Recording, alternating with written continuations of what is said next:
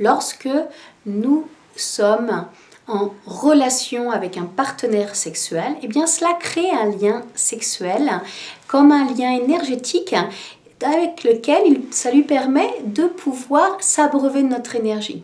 Cela permet aussi de pouvoir faire un lien de lumière, mais pas que.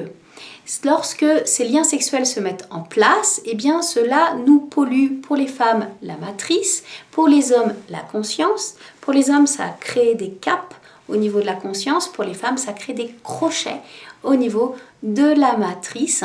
Pour les femmes, ça les empêche de pouvoir bien être dans leur pouvoir personnel de créativité, d'abondance, mais aussi d'enracinement et aussi d'expression de soi, puisque la matrice est reliée à la gorge, le hara est relié au chakra de la gorge.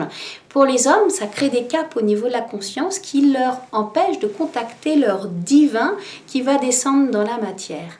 Au fur et à mesure de pouvoir nettoyer, libérer ces liens, ces caps chez les hommes et ces crochets chez les femmes, et dites-vous bien qu'il n'y a pas que cette incarnation, mais aussi dans les autres incarnations, puisque nous sommes dans pas uniquement une âme qui vient s'incarner pour une seule vie, mais dans d'autres vies. Alors, vous pouvez ne pas y croire, clairement. Mais ces liens sont engrammés dans l'ADN depuis toutes les autres incarnations jusqu'à aujourd'hui. C'est pour ça que souvent nous rencontrons les mêmes partenaires sexuels que nous avons eus dans d'autres incarnations, puisque ce lien s'active lorsque l'on se rencontre.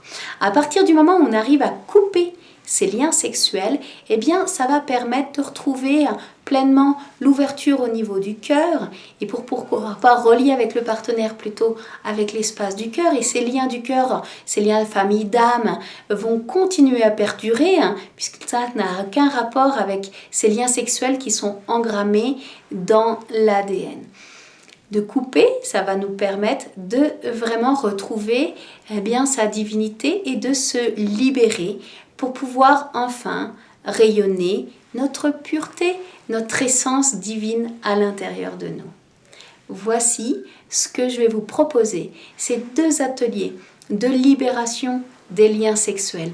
Un premier atelier pour contacter tous ces liens, pour pouvoir bien les ressentir, les conscientiser dans un premier temps, et puis dans un deuxième temps, de pouvoir les couper définitivement et à la fois de pouvoir réensemencer ces espaces qui seront à la fois vides et à la fois qui demanderont à être remplis de plein de votre lumière à vous, puisqu'elle va libérer un espace immense à l'intérieur de vous.